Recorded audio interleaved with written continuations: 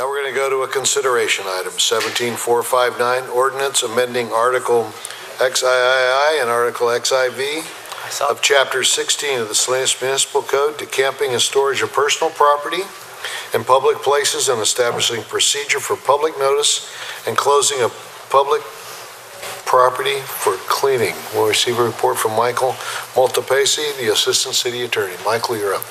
Good afternoon. I'm here to talk about amending the municipal code with regard to camping and storage of personal property. I also don't really know how to use PowerPoint, so excuse me if I get messed up. The amendment is looking to balance two competing issues the city has.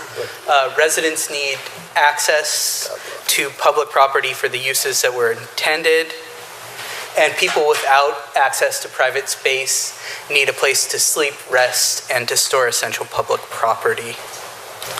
These are some statistics relating to the issue that we're trying to address. If you look, Public Works in a one-year period removed 418 tons of garbage from various encampments. In a single day, they removed 22 used intravenous needles from Natividad Creek, and they've had multiple 10 tons of garbage removal from Chinatown. I've got some photographs of some of the encampments that we're looking to address. On the left, you're looking at Soledad Street, on the right, Bridge Street. This is, on the left, the tennis center on North Main and Expedition Field on the right. I've got Merced Street on the left, West Laurel, North Davis on the right. One of the things we're trying to prevent is reflected in this LA Times article. San Diego presently is facing a Hep A outbreak in homeless encampments.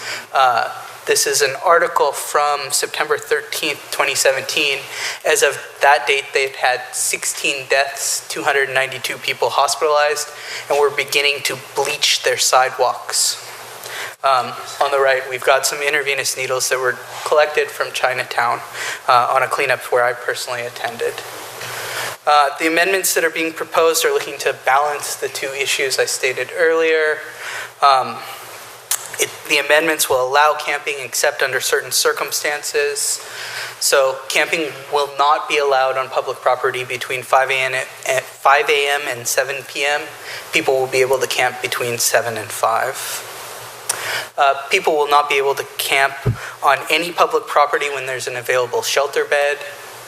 People will not be able to camp in a wastewater outfall. One of the things you're considering is the NPDES monitoring program. This is to address some issues that they're having. During a notice public cleanup, 24 hours before or after a notice public cleanup, people will not be able to camp on public property.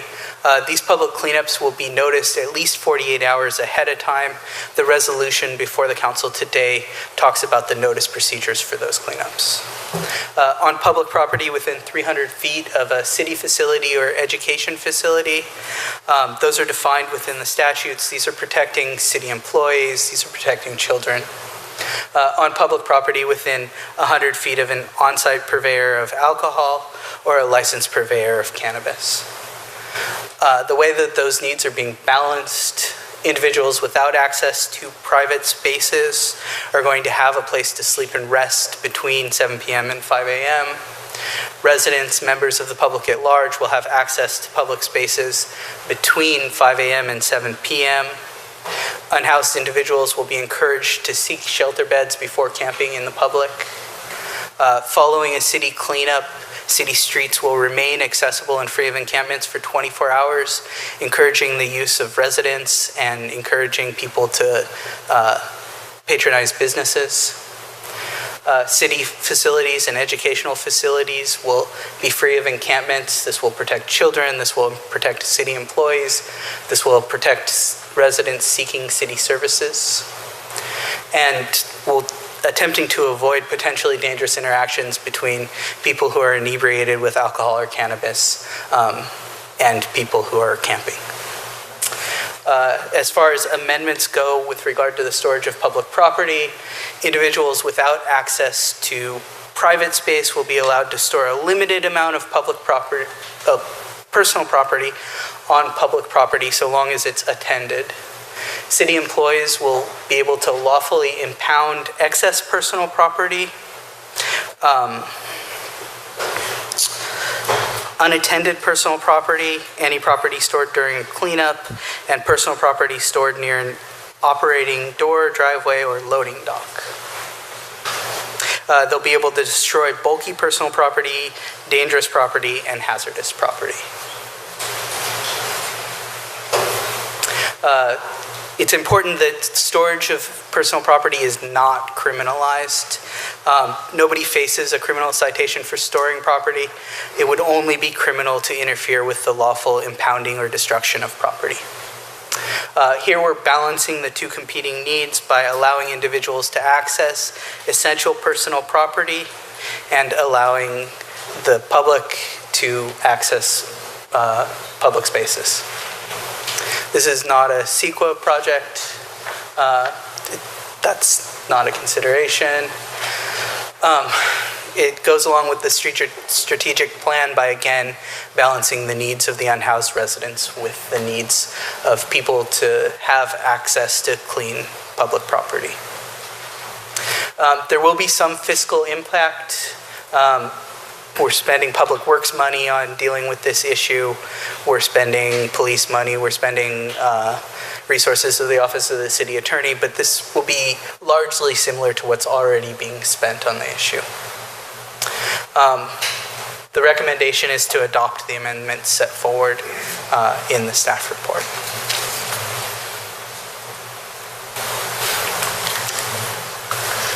Thank you.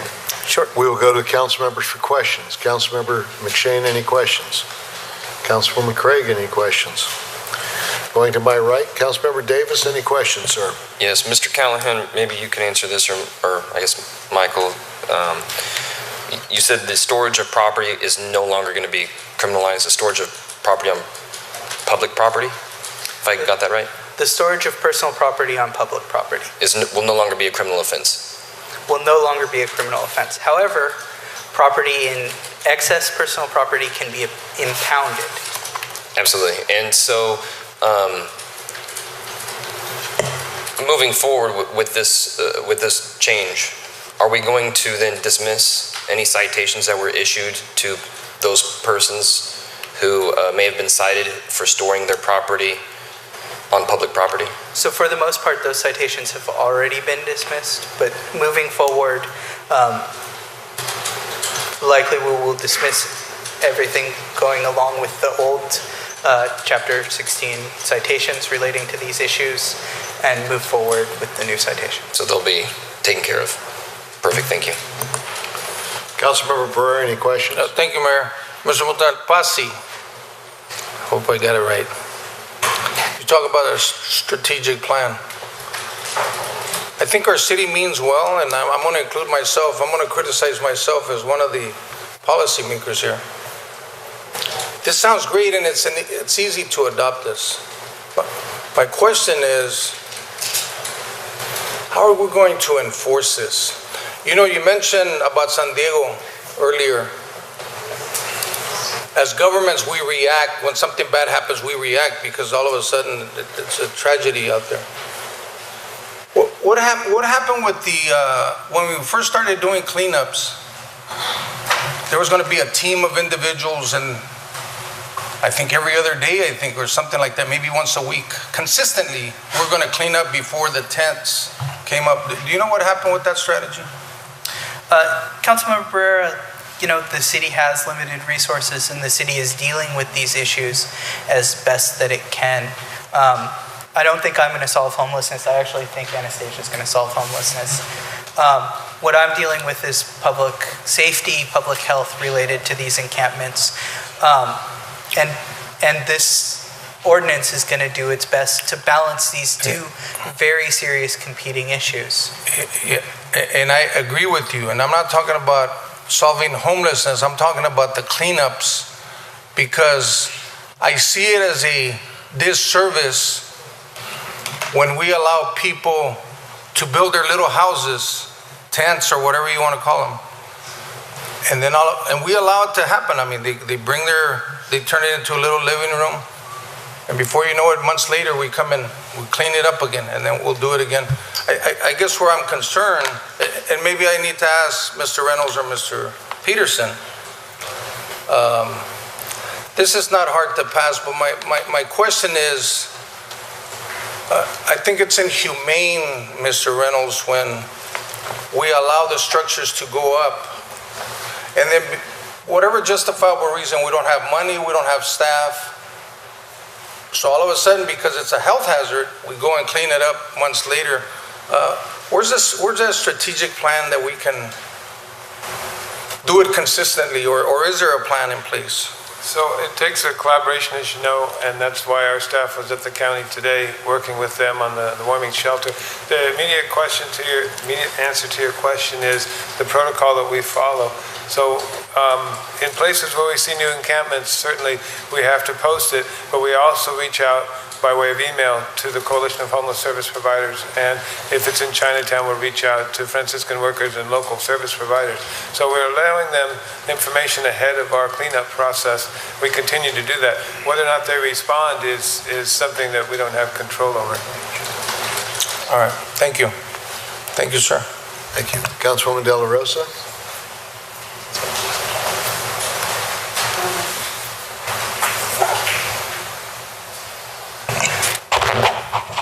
And, okay, so how many cases of hepatitis A do we have in this county right now? Or in Chinatown, do we have any reports yet? So I'm not aware of cases of hepatitis here. I'm aware that there was an article in one of the weeklies that said there was an outbreak in Santa Cruz. Oh, okay. So the idea is preventative. Okay. We don't want to deal with the hepatitis outbreak here. Exactly, it's about prevention. But as far as you know, and I don't see anybody from the health department that I recognize, we do not have any cases being reported from the Chinatown area. Question mark. I wouldn't that have, you know of. I wouldn't have that data. Okay. Yeah. And also hepatitis A it's fecal oral transmission. If you don't wash your hands or you don't wash fruits and vegetables and all that, that's how it's transmitted. I'm not aware that it's transmitted from contaminated needles. I'm aware that it's transmitted, you can get hepatitis B and C from contaminated needles, but hepatitis A, I'm not aware of that. But yeah, this is a safety issue. And the only question, and Jill is here, but the residents are allowed to put their belongings in the, I believe, in the property of the CUMB building, I believe. Do you know? There is a CSUMB pilot program that will allow people to store some personal property during specific hours. And I couldn't comment on the effectiveness of that program. What I can comment on is that our cleanup crews have seen a lot of personal property still stored on the streets. It is a large concern. One of the problems with the CSUMB pilot project is the hours that it's open. People do need access to some things even during the hours that it's not open. This would again sort of strike that balance. You don't get to store everything. You get to store a reasonable amount of attended personal property, but it'll be the amount of personal property that is necessary to meet your needs. Okay, thank you. Thank you, good report. Thank you. I have no questions. We'll now go to the public for any public comment on this item. You're up, sir. Thank you for your patience. No problem. Mayor, City Council members, Mr. Attorney, City Attorney, and staff. I need to tell you how I got here. I walked today, but I'm talking on September the 14th, I went to court, to the Monterey County Superior Court clerk to file a document. As I stepped out, there was a gentleman there. I don't know, Carlos Aguirre. And he asked, can I talk to you? Yeah. He said, I know you. I said, okay. I saw you on your horse, all right? Yeah, and then I started bragging about my horses, like the Capricho, the black horse that Mr. Barrera has. Okay, this gentleman, his case number is 17070960.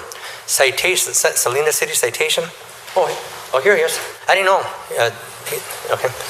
Citation was SA 217603. ¿Habla inglés? Okay.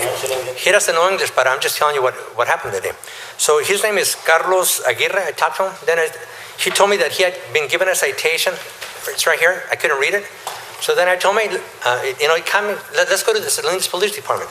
I went there, and I should compliment the people that helped me that day from the Salinas Police Department. Jesse Gilpas, evidence technician, called me and asked me if I could give this gentleman his phone number because they took his blanket and his recyclable things. Storing to him was he was laying down. I'll tell you the time. The citation says, date of violation, July 19, 2017, time 4:32 a.m. It was a Wednesday.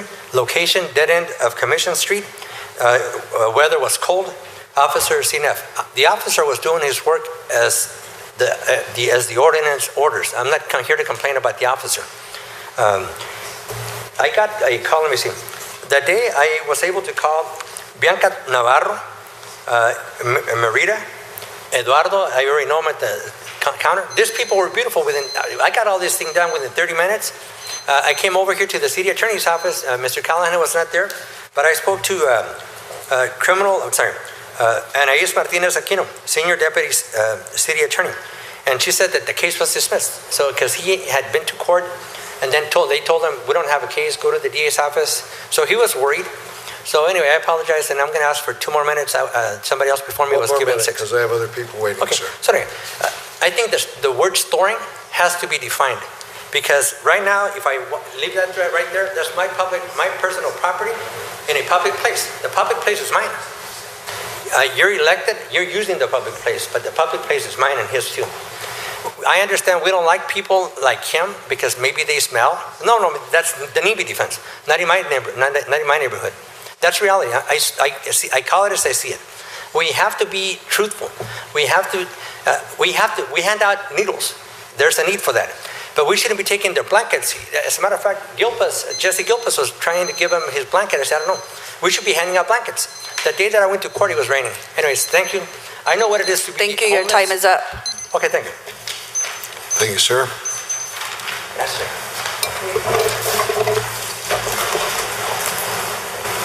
Yes, hi, my name is Diana Blaylock, and I'm going to comment on that.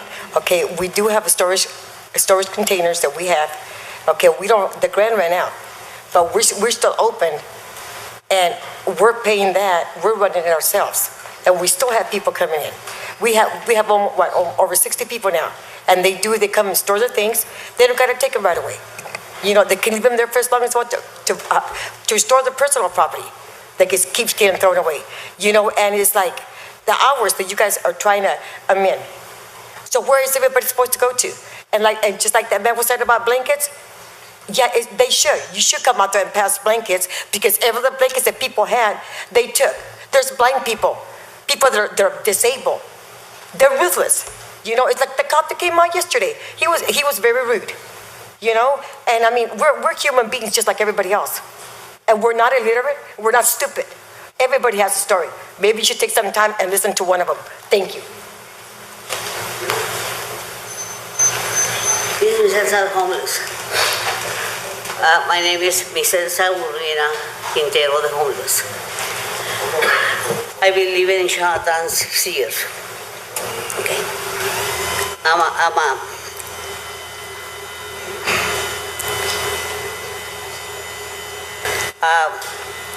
In Chinatown, I hear so many words and so many people, different kind. Words about Chinatown, about City Hall, and all this kind of stuff. Let me tell you something. I am very clean. Okay, I just keep my little tent, my baby stuff, 3 blankets, my little baggie of clean clothes, and I don't want to prove that we have a lot of people that they got a lot of nasty garbage. I mean, I am with you guys, okay? So my point is this. you keep us out of Chinatown and keep the tents out of the system. What police want to do? Because we don't have no society, we don't got no welfare, we don't got no food stamps, nothing's coming through the mail. So this is a black hands that they keep our mail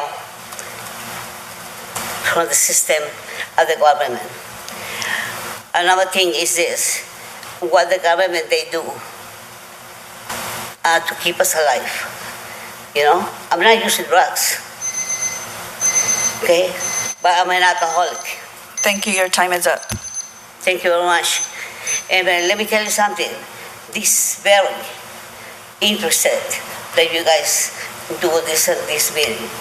Okay? Thank you, sir. Thank you. Hi, my name is Frank Rosales. I've been homeless for 20 years. I turned myself in about 5 years ago to the county jail because I had a warrant and I was using drugs and all that. But anyway, during the time I done in prison, they put me in a meditation program for 30 Point here in Salinas, and I'm very thankful for that, you know, and it does works, you know, and so, I mean, it's like, so once in a while I go to Chinatown, Solid Street, and I still see the same thing going on, you know, but it's incredible that some people turn this up in, you know, and do the best they can. Recently, I was working right here at Giorgio's in a restaurant as a dishwasher. That's 2 years there. And my condition is because I hurt my elbows. I got arthritis. Right now, I'm suffering from my toe. It's kind of like a weak, my balance. You know, since I was an athlete, you know, and getting basic playing baseball and in high school, now I'm having problems because I'm an addict. You know, but still, I mean, it's like my family.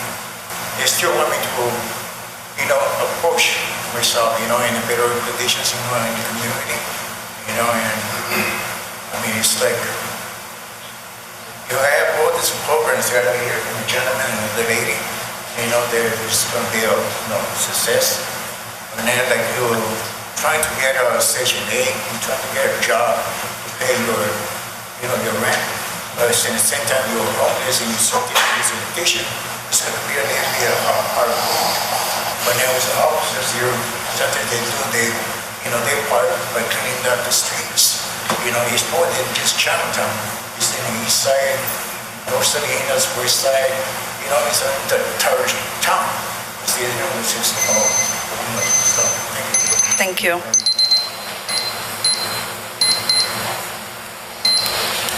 Good afternoon. My name's Eric Peterson, and this is yet another Band-Aid in a series of Band-Aids that really doesn't solve the problem. We need to actually do something to get the problem solved. I've cited numerous times the city of Salt Lake City, where they've reduced the homeless population from 3,000 to 400. That's over 90%. That's Salt Lake City. That's in a third world state. We're in California. We should be able to do a whole lot better. I've also cited my own example where I lived in my car for a year. I wasn't there because I had a drug problem or alcohol problem. Far from it. I didn't have enough money. And I got a lot of my food at work. I wasn't just lying around. You get a lot of good people in Chinatown and other places around Salinas and elsewhere who are just down on their luck. They had some bad luck. Maybe they just didn't have enough money. And we need to do what we can. A lot of it's Monterey County. There's some really good ways to nudge them. And we need to deal with the big picture, and then we won't need things like this. Thank you. Hi, my name is Melissa Dalhorn, and I'd like to address, they're saying that there's not going to be no camping for 24 hours after they do a cleanup. Like Mama Elsa, where's she supposed to do? What's she supposed to go? You know, and then your guys were addressing that there's so much garbage and furniture down there. It's not us bringing it in there, it's the public that's bringing it in there. They're just dropping them off at the garbage cans. I think something needs to be done about that. You know, and the 5 to 7, that's ridiculous because it's dark time then and it's dark time at 7 o'clock. What is she supposed to do in a wheelchair when she ain't got nobody to help her set up? It's not fair. all I got to say. Thank you. Thank you.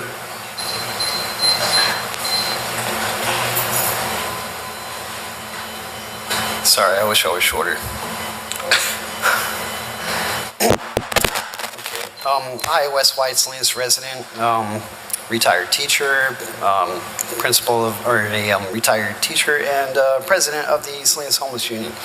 I remember a year ago we had the 6 to 6 thing, and you're mentioning how we can enforce it. Well, are we ever even enforcing? The question was to Multipassi, what's going on? The CHSP, and you sent an email. Well, what kind of actual, that's where we're having contention. That's how we ended up with the protest at City Hall last time, the 6 to 6, and now you're only doing 10 hours. We're not actually addressing anything. You're going to kick people out, kick them in the teeth, tell them to move on. Okay, well, how does that solve anything? Number 2 of our administrative procedure was connecting people with services. That never happened. It never happened, and that was never the intention. It was never a worry, bother, concern of the county, of the city council or city corporate, from what I could tell anyway. And I hope I'm wrong about that, but I don't think so. Look at how much has been going on the last couple of years. This 10-hour thing is just as absurd as the 6 to 6. We're not connecting people with services, and that's what we really need to do. If we're really worried about pee-poo and trash, then let's mitigate those issues. Let's talk to people. Let's have them cooperate. And if they don't cooperate, then we can put the hammer on them. But we got to give people more than half a chance.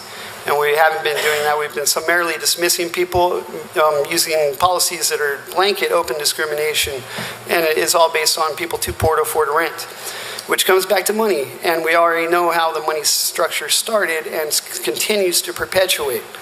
So we need to move away from this. We need to grow up and mature as a society and stop dismissing people. They're people. We can talk to them. They're grown adults. Some of them are more mature than others, and that's the redirection that we need to do. We need to stop being neglectful and abusive parents and start taking care of our children. Thank you, Mr. White. Seeing no one else, I'll now go back to the council members for comments. Councilmember McShane, any comments? Great. Councilwoman De La Rosa, comments. I just want to make this comment. The hours, I have a problem with the hours. And winter is coming.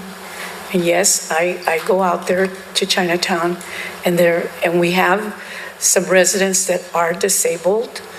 And to me, that's a concern. If you're telling them you got to pick up and leave at 5 o'clock in the morning, it's still pitch dark. And I'd like to see that time change. Yes, 7 o'clock, but not 5 o'clock in the morning. We should think about that. I'm going to make my plea that we change that hour to 7 o'clock in the morning. So I'm asking my colleagues to really think this out. Is that a motion? I'd like to make that motion that we 7 to 7 o'clock in the morning. And I just want to make another comment, Mr. West. The city has really been really proactive about pushing for the county to provide those social services. We're not the social service providers. I want to remind everyone, the county is. We're not social workers. We don't have any social workers in the city that I know of. And all those other agencies that are supposed to be providing those services, they should be out in Chinatown doing their outreach and helping our residents. How can we get you into housing?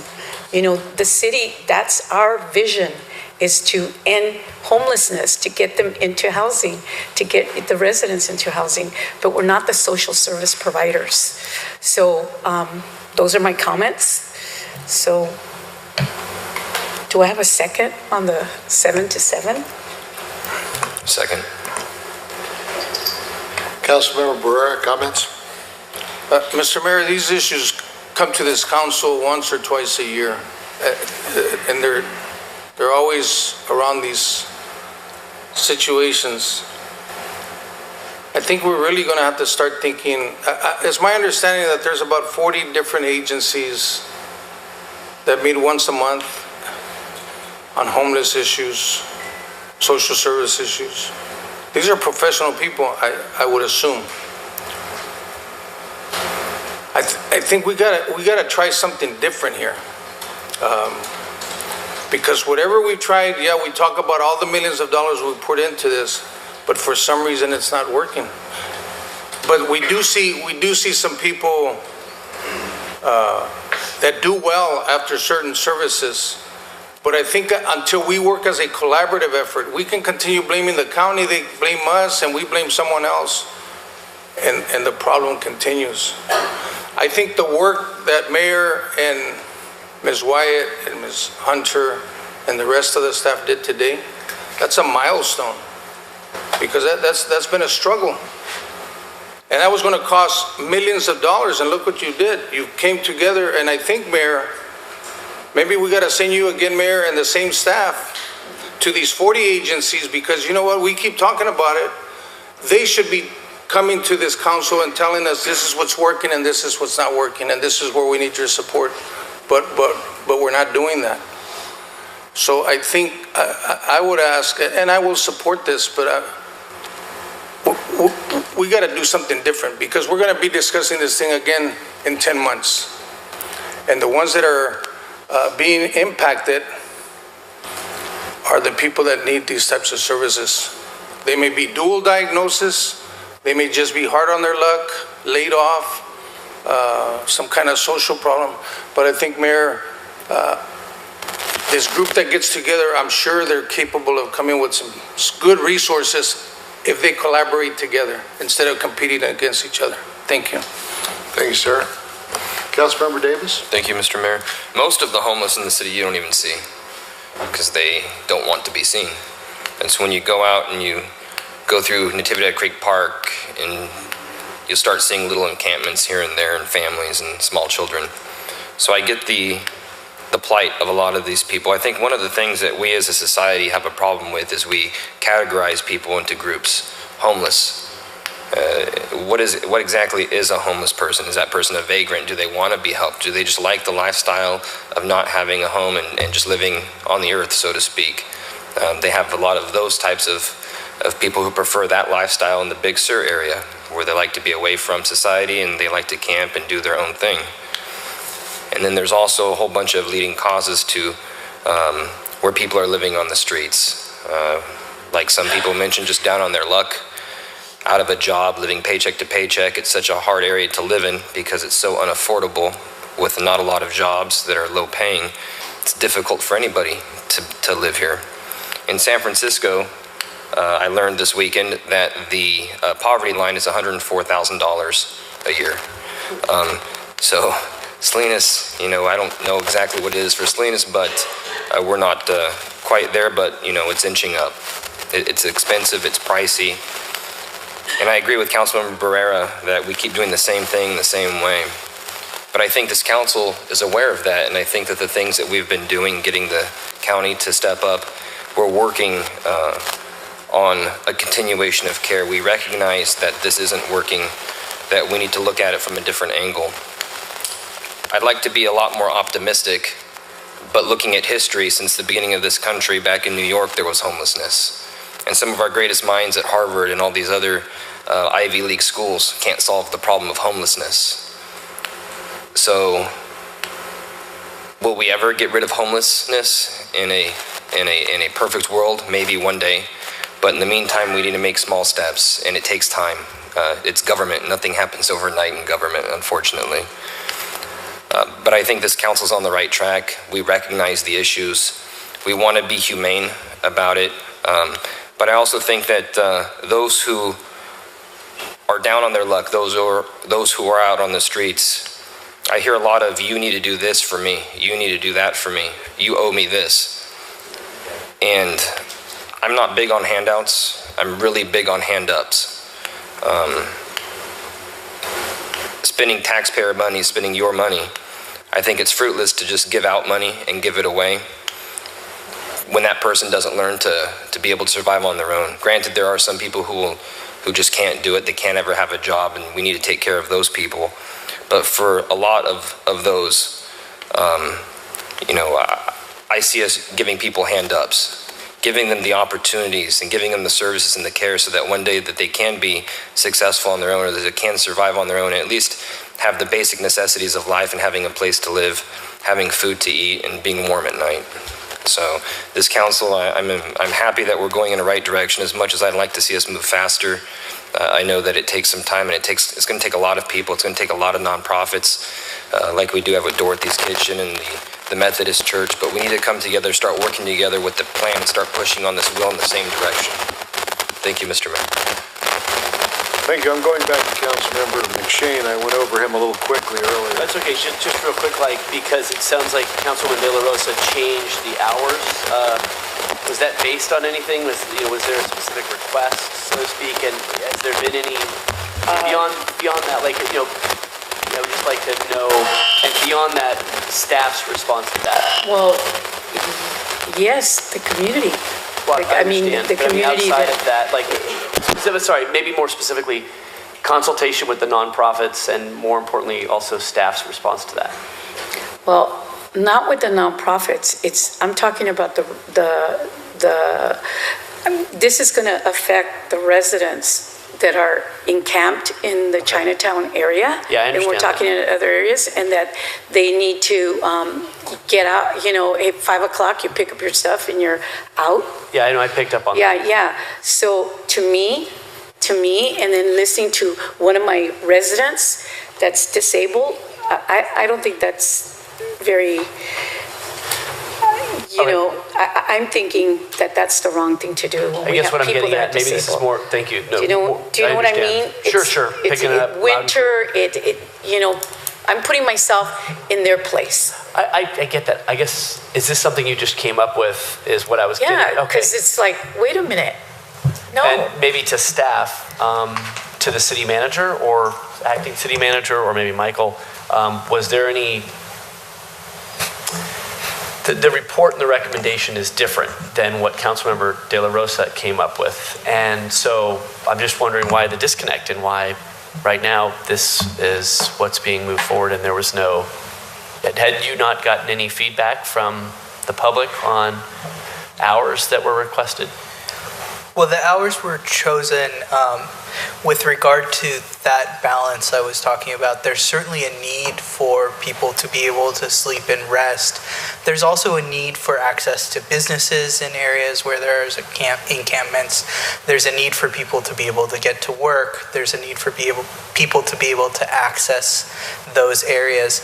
And the 5 to 7 was to strike a balance between those two needs.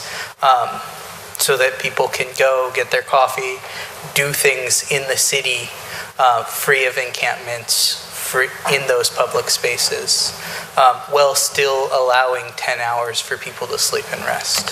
Thank you. And that was the balance that was attempted to be struck.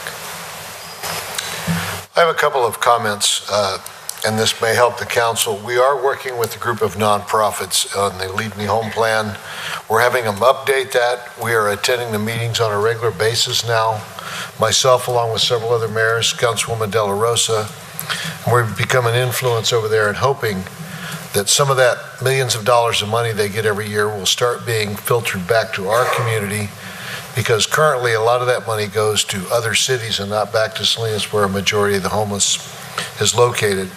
And I know our staff has been working very diligently on getting the resources put back where they should be. One of the things I found in dealing, and we're not going to throw the county, we're not going to blame anybody tonight, but we are moving in the right direction. We have started communications we haven't had for a long time regarding these issues.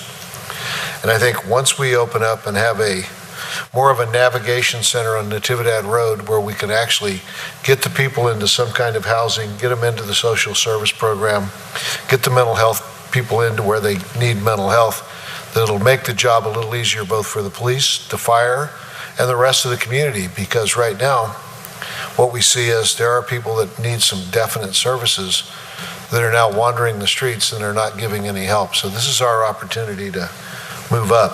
I don't have a feeling one way or another on the off hours. I see them in the doorways at 6 o'clock on Sunday morning. I've seen them at 5. I don't know the answer. I think once we open the shelter, and one of the agreements is with this ordinance that we will be a little stronger enforcing for the people that do not want to go to a shelter. Based on the square footage of what's over here at West Alisal, it's 8,300, about 8,300 square feet. There's 4 restrooms, there's a kitchen. There'll be way more services available for them, and I think we need to get them into there, get them off the street. They'll be safer. It'll help the whole community, and hopefully we won't have some of the issues with the mental health issues or the sickness. So we have a motion and a second on changing of the hours on the ordinance. I'm trying to think, what else do we have to vote on, City Attorney, on this? Mr. Mayor, this is just an introduction of the ordinance tonight because you don't have the full complement of council members. The only way it could be adopted tonight is if it were a unanimous 7-0 vote. But with that being said, this ordinance will have to come back at the next meeting. We would like some direction as to what this council would like to see in terms of those hours. So with that motion having been made and seconded, I would like a vote on the ordinance with that one change. And just remember, it's an introduction and not an adoption. We would like discussion on the hours. Absolutely. I don't know how much we want to talk about it. Just a vote. It's entirely up to you, council members. We can vote on it. Call for the question. Call for the question. City Clerk? So, What? no, so right now we're going to vote on the 7 to 7. Just on the hours. The ordinance will not go in effect. We do not have a full complement of council members. All right, so 7 to 7 we're voting on right now. Right, you're voting on the entire ordinance to be introduced tonight for adoption at the next meeting. That ordinance that will be proposed for adoption will include that 7 to 7 provision. Okay? No further comments. We are now going to vote. Okay. Councilmember Barrera? Aye. Councilmember Craig? Yes. Councilmember Davis? Aye. Councilmember De La Rosa? Aye. Councilmember McShane? Yes. Mayor Gunter? Aye. Thank you, council members. Okay, so you know the drill. Will you just do your name first and last for me and give me whatever title? My name is Diana Blaylock. I'm the voice and the leader for the homeless in Chinatown. You spoke Blaylock for me again. Blaylock. Got it. Will you scoot a little closer forward to her? You Don't can be say what you're scared. at, We're not going to bite. That's good. Yeah, it's a tight shot. Yeah. Okay, so they just now adopted, they're not adopting the ordinance today because they have to wait for a full city council to do that. So they're going to do it at the next one. But they did vote to change the hours of this. What do you think about the hours? What do you think of this overall? Well, the hours, you know, we really don't like the hours, but there's a lot of us that are up, they're awake, because I get up early, you know, but then there's some people that are disabled, handicapped, that they can't even, they could barely walk around, you know, that it takes them time to get up, you know. So I think, you know, I think my opinion, because I talked to another reporter, and she goes, well, what would the hours you think? I said, I said 7:30. 7:30, you know? Because like I told her, I go, people are barely getting up, like Miss Elsa over here, you know? Who's going to help her? Because we all take turns helping her whenever somebody needs help. You know, we have people that are blind, some that can't even walk, you know? And there's some that are on wheelchairs that they have no legs, you know? So, you know, I think, you know, I understand what they're saying because that's cleaning and all that. But at the same time, have some compassion for these people here, you know? And stop being so cruel and rude when you guys come out, you know? We are trying to work with you guys, you know? And I understand that things got to change. You know, but for right now, we're still there. They came in yesterday and said, you guys got to get off the block. I said, no, we're not. We're not leaving the block. You know, so I sit there and got my American flag. I did yesterday. I could have used the news yesterday, you know, and I had everybody with me, you know, and it was cool, you know. But then, but that one police officer was just one cop. They acted like a bet with everybody, you know. So I had to give everybody tickets, you know, and it's like, well, let me just call my attorney, you know. I mean, but I did, you know, and they left, you know. But I mean, everybody, you know, yeah, I understand everybody has a lot of furniture and stuff. And I tell people, you guys gotta get rid of that. You know, if you don't clean it, we'll clean it for you. You know, and it's like the city too with these things, you know, and these new orders, you know. I mean, people do so much, they barely have to. I understand, you know, where they're coming from. There's a lot of garbage and with the people, you know. But I think if they put a stop or even put a, like on the dumpsters, if they put a big old sign on there, that, you know, for other people from outside of Chinatown, not to be dumping there. Take them out, tell them got a camera or something, But the ordinance, it is what it is, But I know I was reading in my paper because I already had a copy of it.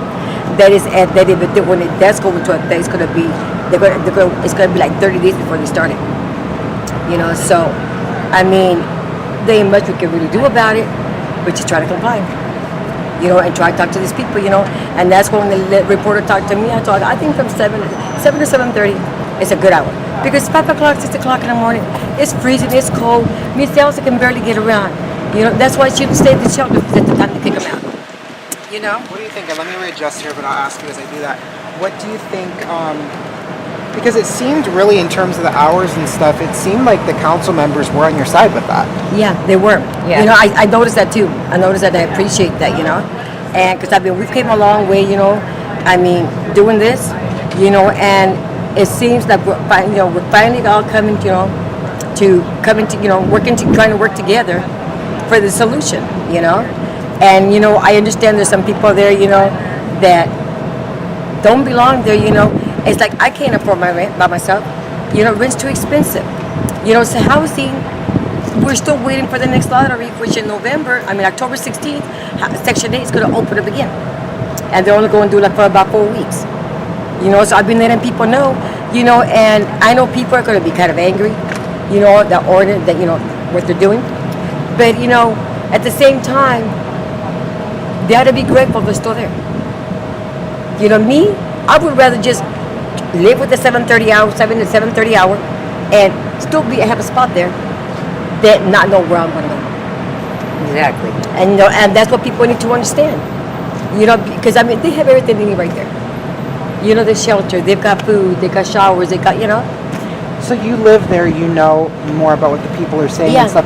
What has the feedback been to this ordinance? Are people vehemently against it, or are they? Well, are they understanding? don't know. They don't know about it yet.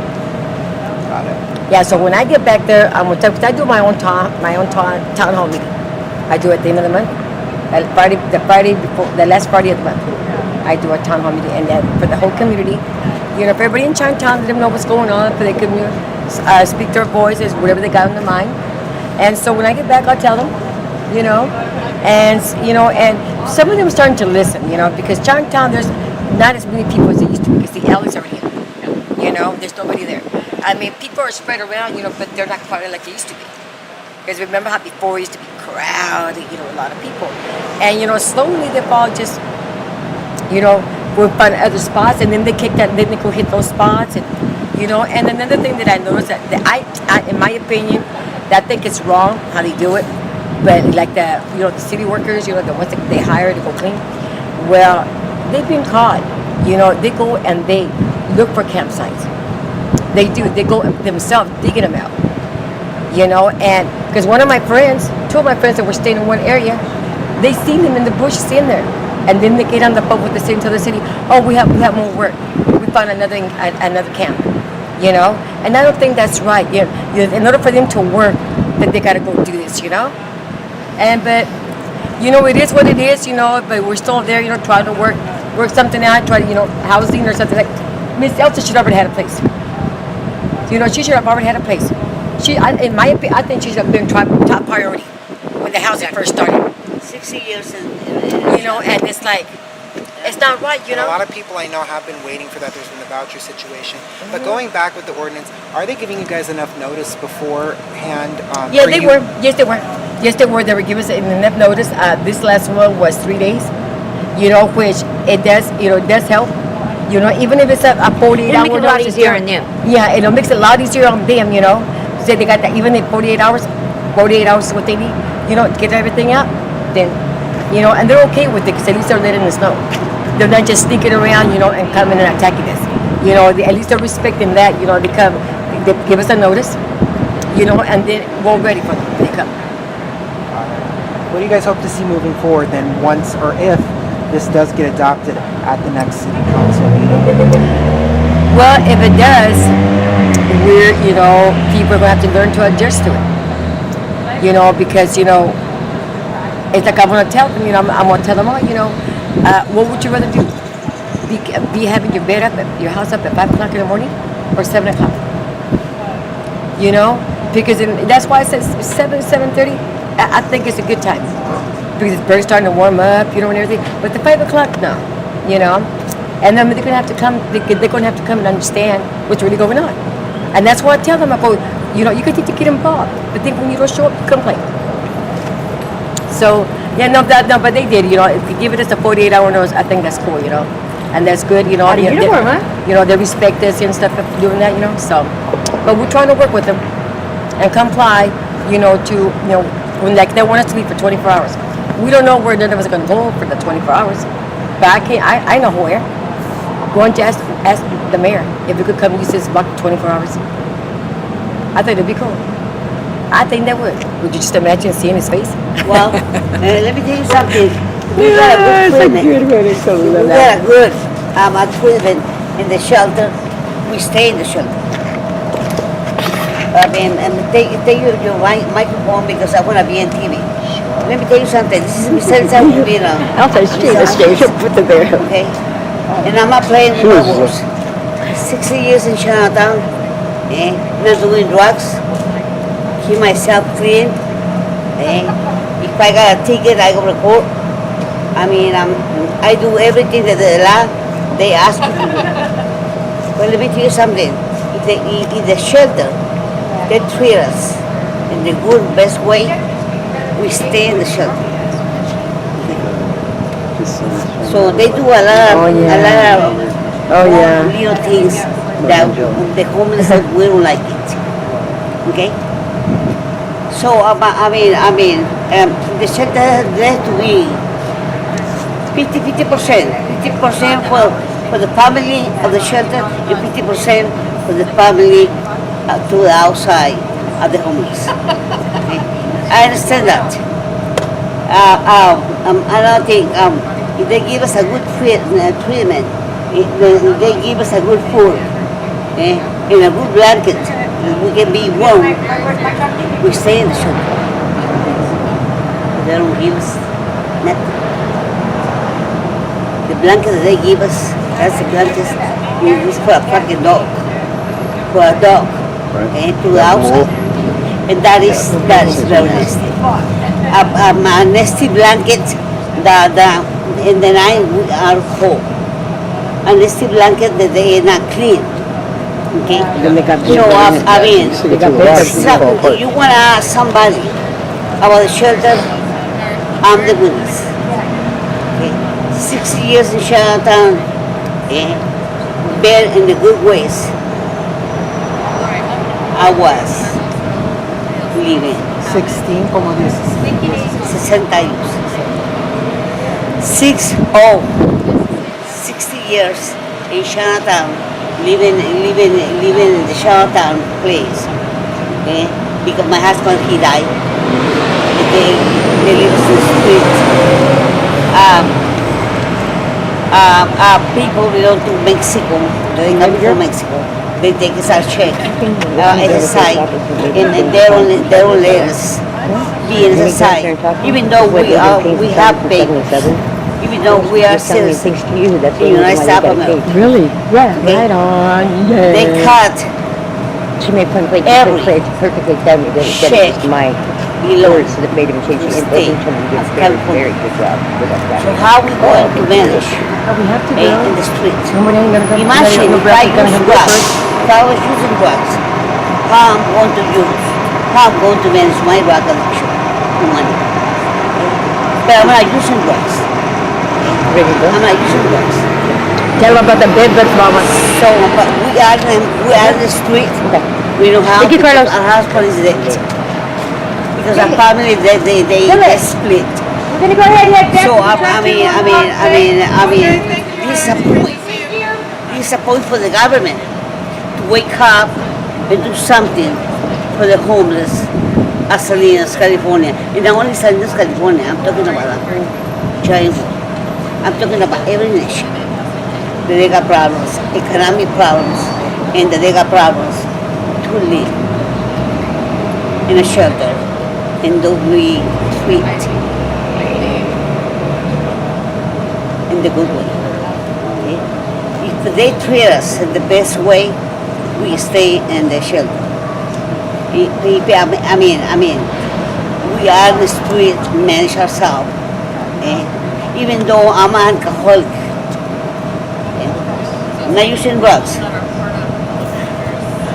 but alcoholic, because people, they coming from another state, coming from another country, that is my Mexico. They asking us to drink or to use drugs. I say, or to be a prostitute. I'm not going to be a prostitute I'm not going to be using drugs because I don't have the money in my... But I can drink. So I can ask people for money. Okay. But everything these people, they do to us, they're honest. That is not coming. All these problems, they not with the law in the United States of America. Because when the law in the United States of America, they say we can push, we can do, people to do, but they don't want to. Thank you. He's another one that you need to say something. Say it.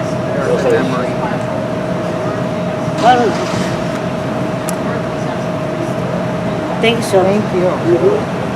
No, you need to put these words in a newspaper. You need to put it in the television.